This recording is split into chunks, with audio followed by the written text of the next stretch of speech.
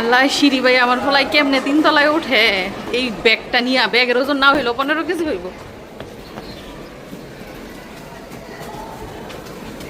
তোমাদের কি tiffin time? এই টিফিন টাইমে যে খাবার কিনে খায় অনেকে, অনেকে বাসা থেকে নিয়ে আসে। তো আপনাদের কি মনে হয় আজকে আমার ছেলের সাথে দেখা হবে? গতবার যখন স্কুলে এসেছিলাম তখন কিন্তু তার সাথে আমার দেখা হয় নাই। আজকে কি হবে? সে কোন দিকে?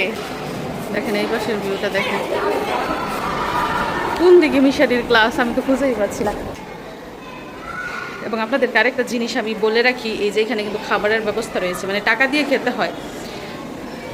যারা স্কুলের খাবার খেতে চায় তাদের মাসে মাসে টাকা দিতে হয় এখান থেকে, মানে ডাল ভাত সবজি ডিম এরকম খাবার দেয় আর কি টিফিন টাইমে। তো আমার ছেলেকে এইসব খাবারের মধ্যে নাম দেই নাই, বাসা থেকে টিফিন বানিয়ে দিই কিংবা টাকা দিয়ে দিই। তো 3 তলার দিকে যাচ্ছি, হাঁফাইতেছি, 3টা 4টা 5টা সিঁড়ি উঠে হাঁফাইতেছি।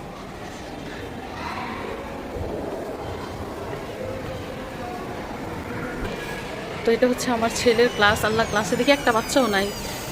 বাচ্চা কই গেল? দেখেন বই ব্যাগ করে আছে, টেবিল করে আছে, বাচ্চা নাই, একটা বাচ্চাও নাই। আল্লাহ, আমার কোকলাই কই কি করে?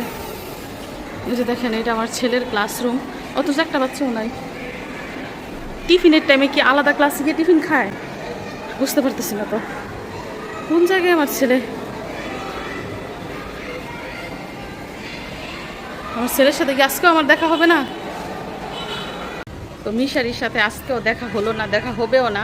আমি ভেবেছিলাম এখন টিফিন টাইম, আসলে এখন টিফিন টাইম না, এখন মিশারির ক্লাস চলছে, ল্যাব ক্লাস, মানে তারা ল্যাবের মধ্যে আছে, ওইখানে ক্লাস করছে। এজন্য তাদের মেইন যেই ক্লাসরুমটা ওইটা ফাঁকা, শুধু হাতে খাতা কলম নিয়ে ল্যাব ক্লাসে গেছে।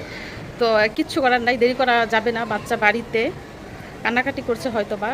তো আজকেও দেখা হলো না, মনটা আমার মানে হাহাকার করছে। এক বাচ্চা বাড়িতে রেখে আসছে, আরেক বাচ্চার কাজ, ওই বাচ্চাটাকে 2টা চোখে দেখতে পারলাম না।